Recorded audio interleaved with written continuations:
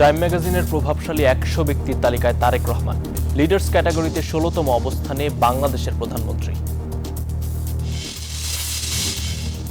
আন্দামান সাগরের নৌকাডুবির ঘটনায় 9 জনকে জীবিত উদ্ধার। নিখোঁজ 250-র বেশি রোহিঙ্গা ও বাংলাদেশি। ভয়াবহ মানবিক ট্র্যাজেডি বলছে জাতিসংঘ।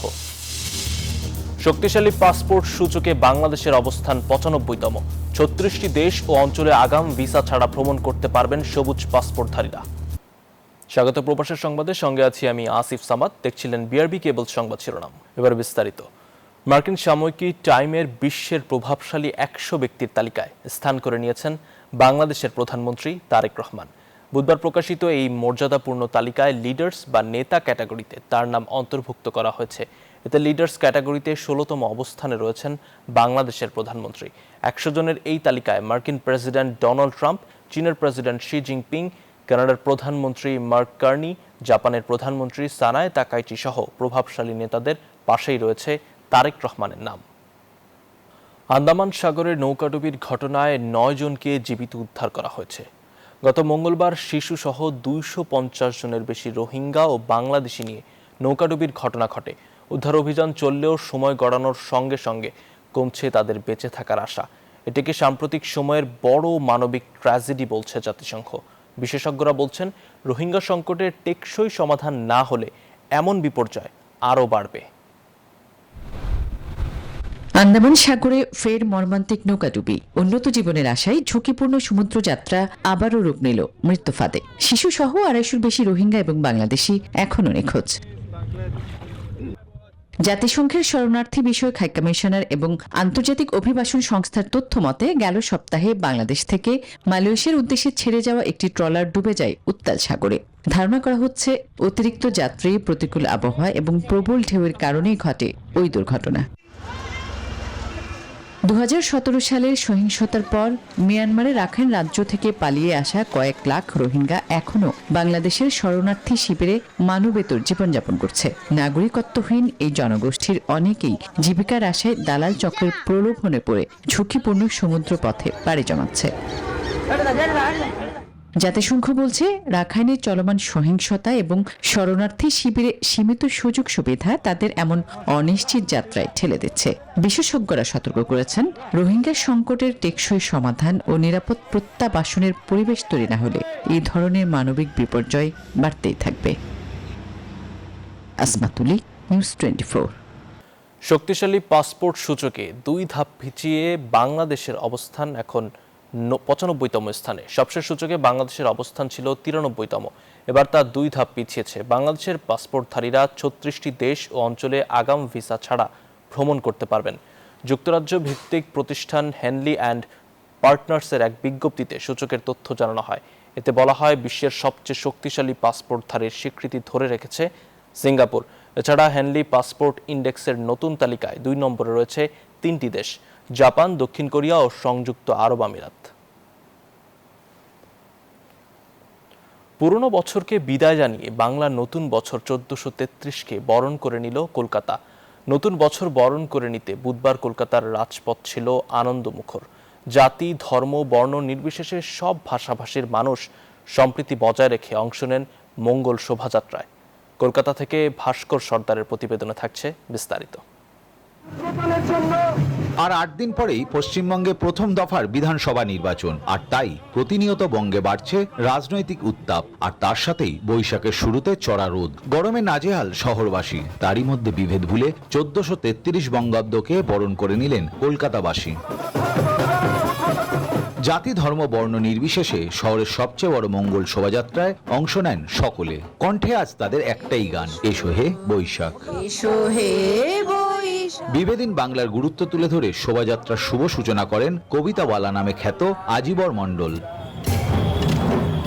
শোভাযাত্রায় অংশ নেন শহরের সব বয়সী মানুষ। এই মঙ্গল শোভাযাত্রার মধ্যে দিয়ে আমাদের যেন সমস্ত দুর্নীতি দূর হয়ে যায়, আমরা যেন মানুষকে ভালোবাসতে পারি। বাংলা ভাষার উপরে, বাংলার খাদ্যাভ্যাসের উপরে তাদের যে আক্রমণ, উত্তর ভারতের হিন্দি বলয়ের এই আক্রমণের বিরুদ্ধে পয়লা বৈশাখ আজকে আমার মনে হয় এটা একটা প্রতিবাদেরও মিছিল। ভোটের মাঠে যখন প্রশ্ন পরিবর্তন হলে বাঙালি কি ভাতে মাছে থাকতে পারবে, ঠিক তখনই শোভাযাত্রার বার্তা বাঙালিকে চেনা যায় তার মাছে ভাতে, সংস্কৃতি ও তার আত্মমর্যাদায়। আমরা তো মাছ ভাত খাওয়ার চেষ্টা করবই। মাছ ভাত খেয়ে এসছেন আমাদের পূর্বপুরুষেরা, আমাদের উত্তরপুরুষেরা যাতে মাছ ভাত খায় সেই চেষ্টা আমরা করব নিশ্চয়ই। যারা ধর্মীয় বিভাজন করতে চাইছে, বাঙালি মাছে ভাতে আজ যবে থেকে বাঙালি ছিল তবে থেকেই। নির্বাচনের অস্থিরতা, সামাজিক হানাহানি সবকিছু উপেক্ষা করে সবার জীবন ভরে উঠুক পূর্ণতায়, এটাই ছিল আজ শহরবাসীর প্রত্যাশা। আর এই প্রত্যাশায় একে অপরের কাছে পৌঁছে দিল একটাই বার্তা, শুভ নববর্ষ। ভাস্কর সর্দার, নিউজ 24, কলকাতা। এবার ইরান ইসরায়েল যুদ্ধ প্রসঙ্গ।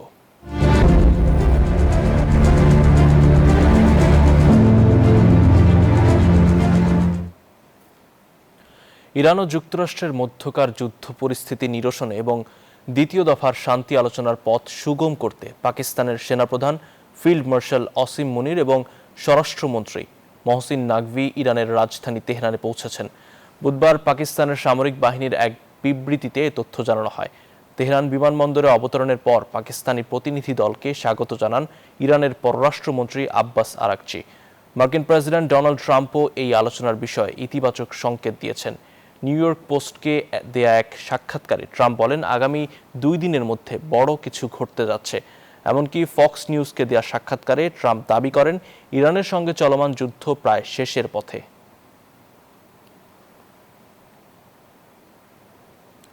যুক্তরাষ্ট্র হরমুজ প্রণালী অবরুদ্ধ করে রাখলে পারস্য উপসাগর, লোহিত সাগর ও ওমান উপসাগরে জাহাজ চলাচলে বাধা দেওয়ার পাল্টা হুমকি দিয়েছে ইরান। এক সেনা কমান্ডার বলেছেন, ইরানের বাণিজ্যিক জাহাজ আটকে দেয়া হলে এই 3 গুরুত্বপূর্ণ জলপথে আমদানি রপ্তানি করতে দেয়া হবে না। এদিকে 2 দিনের মধ্যে তেহরানের সঙ্গে আলোচনায় ফেরার ইঙ্গিত দিয়েছেন মার্কিন প্রেসিডেন্ট ডোনাল্ড ট্রাম্প। ইসরায়েল যুক্তরাষ্ট্রের সঙ্গে দ্বন্দ্বের ইরানের অন্যতম হাতিয়ার হরমুজ প্রণালী। গুরুত্বপূর্ণ এ জলপথটি ঠিক বাইরে আন্তর্জাতিক জলসীমায় অবরোধ দিয়ে রেখেছে যুক্তরাষ্ট্র। 2 দিন ধরে কোনো জাহাজই হরমুজ অতিক্রম করতে পারেনি বলে দাবি করেছে মার্কিন সেনাবাহিনী, যদিও তা অস্বীকার করেছে ইরান। দেশটির দাবি, তেহরানের একটি সুপার ট্যাঙ্কার প্রণালী অতিক্রম করেছে। এ অবস্থায় পাল্টা হুমকি ইরানের। দেশটির একজন কমান্ডার বলেছেন, যুক্তরাষ্ট্র হরমুজ অবরুদ্ধ করে রাখলে ইরানও 3টি গুরুত্বপূর্ণ জলপথে জাহাজ চলাচল করতে দেবে না। এই 3টি জলপথ হল পারস্য উপসাগর, লোহিত সাগর ও ওমান উপসাগর। জাতীয় সার্বভৌমত্ব এবং স্বার্থ রক্ষায় তেহরান চূড়ান্ত পদক্ষেপ নেবে বলেও হুঁশিয়ারি করেন তিনি। এ অবস্থায় আলোচনায় ফেরার ইঙ্গিত দিয়েছেন মার্কিন প্রেসিডেন্ট ডোনাল্ড ট্রাম্প। তিনি বলেছেন, আগামী 2 দিনের মধ্যেই পাকিস্তানে ইরানের সঙ্গে আবারও বৈঠকে বসতে পারেন মার্কিন প্রতিনিধিরা। সঙ্গে তেহরানকে হুমকিও দিয়ে রেখেছেন, বলেছেন ইরানের পরাজয় হলো বলে যুদ্ধ এখন শেষ প্রান্তে। আলোচনায় ফেরার ইঙ্গিত দিয়েছে ইরানও। দেশটির পররাষ্ট্র মন্ত্রণালয়ের মুখপাত্র ইসমাইল বাখাই জানান, ইসলামাবাদে বৈঠকের পর থেকেই যুক্তরাষ্ট্রের সঙ্গে কথাবার্তা আদান প্রদান অব্যাহত রয়েছে। আর ইরানের প্রেসিডেন্ট মাসুদ পেজেশকিয়ান বলেছেন, আত্মসমর্পণে বাধ্য করার মার্কিন অপচেষ্টা কখনোই সফল হবে না। ইরান যুদ্ধ নয়, আলোচনা চায়। আফরিন মৌ, নিউজ 24। বাংলাদেশের জ্বালানি সংকট মোকাবেলায় $2 বিলিয়ন প্রয়োজনের কথা অংশীজনদের কাছে তুলে ধরেছেন প্রধানমন্ত্রী তারেক রহমান। বুধবার দুপুরে ভার্চুয়াল মাধ্যমে এশিয়া জিরো এমিশন কমিউনিটি এজেক প্লাস সামিটে অংশ নিয়ে তিনি এই কথা বলেন। অধিবেশনে বাংলাদেশের জ্বালানি পরিস্থিতি ও সংকট ব্যবস্থাপনার চিত্র তুলে ধরেন তারেক রহমান। বৈশ্বিক জ্বালানি সংকট মোকাবেলায় জাপানের প্রধানমন্ত্রী সানায়ে তাকাইচির পরিচালনায় অনুষ্ঠিত হল এশিয়া জিরো এমিশন কমিউনিটি এজেক প্লাস সামিট। এতে ভার্চুয়ালি যুক্ত হন বাংলাদেশ, ভারত সহ 14টি দেশের সরকার প্রধান এবং পররাষ্ট্রমন্ত্রীরা। অধিবেশনে ছিলেন ইন্টারন্যাশনাল এনার্জি এজেন্সি এবং এশীয় উন্নয়ন ব্যাংকের প্রতিনিধিরাও। সংসদ সচিবালয়ের দফতর থেকে সম্মেলনে অংশ নেন তারেক রহমান। তুলে ধরেন বাংলাদেশের জ্বালানি পরিস্থিতি ও সংকট ব্যবস্থাপনার চিত্র। Excellencies, the energy crisis has already disrupted Bangladesh's economy. In response, we have taken a range of short-term measures to contain the impact. These include demand-side management, through rationing of government office and market hours. পরে পররাষ্ট্র মন্ত্রণালয়ে সংবাদ সম্মেলনে পররাষ্ট্র বিষয়ক উপদেষ্টা হুমায়ুন কবির জানান, প্রধানমন্ত্রী বাংলাদেশে জ্বালানি সংকট মোকাবেলায় $2 বিলিয়ন প্রয়োজনীয়তার কথা অংশীজনদের কাছে তুলে ধরেছেন। তো গভর্নমেন্ট অফ জাপান মনে করছে যে একটা কালেকটিভ এশিয়া প্যাসিফিক বা এশিয়া সেন্ট্রিক অ্যাপ্রোচ থাকা দরকার এই এনার্জি ক্রাইসিসকে মোকাবিলা করার জন্য। আমাদের মাননীয় প্রধানমন্ত্রী ফ্লোট করেছেন এই সামিটে Bangladesh needs $2 billion, around $2 billion international পার্টনারদের কাছ থেকে। ভবিষ্যতে জ্বালানি সংকট মোকাবেলায় অ্যাজেকের আওতায় থাকা দেশগুলো একসঙ্গে কাজ করার বিষয়ে সম্মত হয়েছে বলেও জানান উপদেষ্টা। মারুফা রহমান, নিউজ 24, ঢাকা। বিএনপির নির্বাচনী ইশতেহারে থাকা অর্থনৈতিক পরিকল্পনাগুলোর সাথে সামঞ্জস্যপূর্ণ নীতি গ্রহণ করবে বিশ্বব্যাংক ও IMF। ওয়াশিংটনে চলমান বসন্তকালীন বৈঠকে সংস্থা দুটির ঊর্ধ্বতনদের সাথে আলোচনার পর এ কথা জানিয়েছেন অর্থমন্ত্রী আমির খসরু মাহমুদ চৌধুরী। বলেন, বাংলাদেশের পরিকল্পনাগুলো পছন্দ করছে দাতা সংস্থাগুলো, তাই আগামীতে যথাযথ আর্থিক সহায়তার আশ্বাসও মিলছে। চলতি অর্থ বছরে বাংলাদেশের জিডিপি প্রবৃদ্ধি হতে পারে 4.7%, এমন পূর্বাভাস দিয়েছে আন্তর্জাতিক মুদ্রা তহবিল IMF। ওয়াশিংটনে বিশ্বব্যাংক ও IMF এর চলমান বসন্তকালীন সভার দ্বিতীয় দিনে প্রকাশিত ওয়ার্ল্ড ইকোনমিক আউটলুকে এই পূর্বাভাস দেয়া হয়েছে। এদিন জলবায়ু পরিবর্তনের ঝুঁকিতে থাকা দেশগুলোর জোট V20 বৈঠকে অর্থমন্ত্রী আমির খসরু মাহমুদ চৌধুরী জলবায়ু পরিবর্তনের ক্ষতি মোকাবেলায় বিশ্বব্যাংকের সহযোগিতা বৃদ্ধির তাগিদ দেন। সবচেয়ে আনন্দের বিষয় হচ্ছে আমাদের যে প্রোগ্রাম, আমাদের ম্যানিফেস্টো ইশতেহারে যেটা বলা হয়েছে, এটার সাথে তারা অ্যালাইনড, এবং কোনো জায়গায় যদি কোনো বিচ্যুতি থাকে তারা দে উইল বি হ্যাপি যে ওইটাও তারা আমাদের ম্যানিফেস্টোর সাথে অ্যালাইন হবে, বিকজ ওরা আমাদের ইশতেহারটা ম্যানিফেস্টো পছন্দ করেছে। সম্মেলনের দ্বিতীয় দিনে বিশ্বব্যাংক প্রেসিডেন্ট অজয় বাঙ্গার সাথে বৈঠক করেন অর্থমন্ত্রী। এছাড়া IMF এর ঊর্ধ্বতন কর্মকর্তাদের সাথেও বেশ কিছু আলোচনায় অংশ নেন তিনি। পরে অর্থমন্ত্রী জানান, বিএনপি সরকারের আর্থিক পরিকল্পনাগুলো প্রশংসিত হচ্ছে আন্তর্জাতিক মহলে। ক্রিয়েটিভ ইকোনমি একটা ইস্যু যেটা বিএনপির নির্বাচনী ইশতেহারে ছিল, এটা একটা নতুন ভিন্ন ধর্মী একটা আমাদের অর্থনৈতিক কর্মকাণ্ডের মধ্যে এটা একেবারে একটা ভিন্ন ধর্মী একটা বিষয় প্রোগ্রাম, যেটা আমরা আমাদের ইশতেহারে বলেছি, এটাও তারা ভীষণভাবে পছন্দ করেছে। অর্থমন্ত্রী আরো বলেন, আগামীতে বাংলাদেশের নেয়া কর্মসংস্থান বান্ধব কর্মসূচিগুলোতেও সহযোগিতা বাড়বে বিশ্বব্যাংক ও IMF এর। কর্মসংস্থানের জন্য যে বিভিন্ন সেক্টর ওয়াইজ যে ইনভেস্টমেন্টগুলো আছে এবং যেখানে কর্মসংস্থানগুলো হবে, এগুলো আমরা ডিসকাস করেছি এবং এগুলো তারা সমর্থন করছে। এছাড়া সরকারের নেয়া পরিকল্পনা বাস্তবায়িত হলে দেশ ভালো প্রবৃদ্ধির পথে এগিয়ে যাবে বলে আশা প্রকাশ করেন অর্থমন্ত্রী। হোসেন শাহাদাত, ডেস্ক রিপোর্ট, নিউজ 24। 5 বছর মেয়াদী পঞ্চম প্রাথমিক শিক্ষা উন্নয়ন কর্মসূচি শুরু হবে 1 জুলাই। নিয়োগ হবে 5 লাখ সরকারি কর্মচারী। শুরু হবে পেপ্যালের কার্যক্রম। সুনীল অর্থনীতি ও সমুদ্র অঞ্চল পরিকল্পনা কার্যক্রম পরিচালনায় নেওয়া হচ্ছে পদক্ষেপ। জাতীয় সংসদে এসব কথা জানিয়েছেন প্রধানমন্ত্রী তারেক রহমান। বুধবার অধিবেশনের প্রশ্নোত্তর পর্বে এসব কথা জানান তিনি। মাননীয় সংসদ সদস্য, সংসদের নির্ধারিত প্রশ্নোত্তর পর্বে এমপিদের বিভিন্ন প্রশ্নের জবাব দেন প্রধানমন্ত্রী তারেক রহমান। জানান, জনপ্রশাসন মন্ত্রণালয় এবং এর অধীনে থাকা দপ্তর ও সংস্থাগুলোতে শূন্য পদের বিপরীতে 2879 জন নিয়োগের কার্যক্রম চলছে। 1 জুলাই থেকে শুরু হবে 5 বছর মেয়াদী প্রাথমিক শিক্ষা উন্নয়ন কার্যক্রম। আগামী 1 জুলাই 2026 হতে 5 বছর মেয়াদী পঞ্চম প্রাথমিক শিক্ষা উন্নয়ন কর্মসূচি সরকার শুরু করতে যাচ্ছে। প্রশ্নের উত্তর দিতে গিয়ে সরকারের দেয়া বিভিন্ন উন্নয়ন পরিকল্পনার কথা জানান প্রধানমন্ত্রী। উপকূলের মানুষের জীবনমান উন্নয়ন, সুনীল অর্থনীতির পাশাপাশি পর্যটন শিল্পের বিকাশে মহা পরিকল্পনা নিয়েছে সরকার।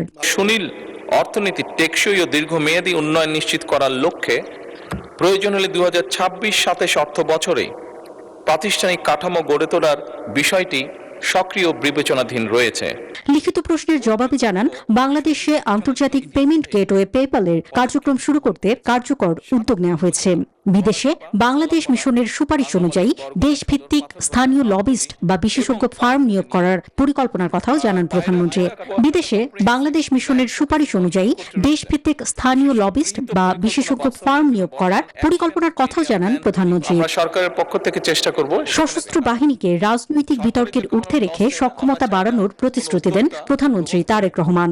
কোন উদ্যোগ গ্রহণ করে সেটা অন্তরা বিশ্বাস, নিউজ 24, ঢাকা। সেটি ভালো। বসুন্ধরা আবাসিক এলাকার জি ব্লকে চলছে 4 দিনের বৈশাখী উৎসব 1433। টেরাকোটা ইভেন্টের আয়োজন ও বসুন্ধরা ওয়েলফেয়ার সোসাইটির সহ সংগঠনের সহযোগিতায় 14 এপ্রিল শুরু হওয়া এই অনুষ্ঠান চলবে 17 এপ্রিল পর্যন্ত, যেখানে আছে বাঙালির ঐতিহ্যের সাথে জড়িত নাগরদোলা, বায়োস্কোপ, হাওয়াই মিঠাই সহ হরেক রকম আয়োজন। প্রতিদিন সকাল 8টা থেকে সন্ধ্যা 7:30 পর্যন্ত চলছে এই মেলা। মেলার শেষ দিন থাকবে ব্যান্ডদল লালন, গায়ক মিনার, অ্যাভয়েড রাফা সহ আরও অনেকের সঙ্গীত পরিবেশনা।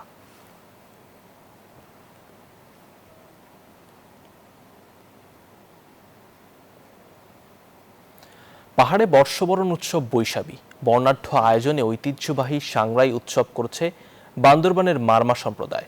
সাঙ্গু নদীর তীরে জলকেলিতে মেতে ওঠেন তরুণ তরুণীরা। পুরনো বছরের সব দুঃখ কষ্ট ভুলে নতুন বছরকে বরণ করতে এমন আয়োজন, বলছেন আয়োজকরা। এ যেন জলেরই উৎসব। বান্দরবনের সাঙ্গু নদীর তীরের এই বর্ণিল আয়োজন সাংরাইয়ের অন্যতম অনুষঙ্গ জলকেলি। বৈশাখের খরতাপের মধ্যে এমন করে জল ছেটানোর আনন্দ মুহূর্তের জন্য অপেক্ষায় থাকেন পাহাড়ের ক্ষুদ্র নিগোষ্ঠীর তরুণ তরুণীরা। জল ছেটানোর মধ্য দিয়ে পুরনো বছরের সব দুঃখ কষ্ট, জীর্ণতা ও গ্লানি ধুয়ে মুছে নতুন বছরকে বরণ করে নেন তারা। আমরা পানি খেলতে আসছি অনেক আনন্দের মাধ্যমে, সবাই যেহেতু একসাথে হয়েছি অনেকদিন পর, সেহেতু অনেক আনন্দিত, আমরা সবাই খুশি। সকল আদিবাসীগণ এই বছরে এই সময়ে যে সময়টুকু আমরা আনন্দ করি, এটা আমাদের সবচেয়ে বড় ধর্মীয় উৎসব বলা যায়। আজকে আমরা এখানে পানি খেলতে আসছি, আমরা তরুণ তরুণীরা। সাংরাইয়ের অনুষ্ঠানের আনন্দ থেকে পিছিয়ে নেই শিশুরাও। পুরাতন বছরকে বিদায় জানিয়ে নতুন বছরকে বরণ করতে বান্দরবানে বসবাসরত বাঙালি সহ 14টি ক্ষুদ্র নিগোষ্ঠীর বর্ণিল এসব আয়োজন চলবে আরো বেশ কদিন। বান্দরবানের সদর উপজেলার ডালুপাড়া ক্ষুদ্র নিগোষ্ঠী পল্লীর জলকেলি উৎসব উদ্বোধন করেন পার্বত্য চট্টগ্রাম বিষয়ক মন্ত্রণালয়ের মন্ত্রী। এই উৎসবটা কিন্তু আবহমান কালচারে চলে আসছে। এটা আমার বাংলাদেশের ইতিহাসের একটা অংশ, ঐতিহ্যের একটা অংশ। আমি পার্বত্যবাসীর বার্তা দিতে চাই, আগামী দিনগুলো কিন্তু সুন্দর হবে, সাম্প্রদায়িক সম্প্রীতি জোরদার হবে। নতুন বছর হবে সুন্দর ও মঙ্গলময়, এমনটাই প্রত্যাশা পাহাড়ি জনপদের মানুষের। Desk report, news 24। এই ছিল নিউজ 24 প্রবাসী সংবাদে। এতক্ষণ সঙ্গে থাকার জন্য ধন্যবাদ।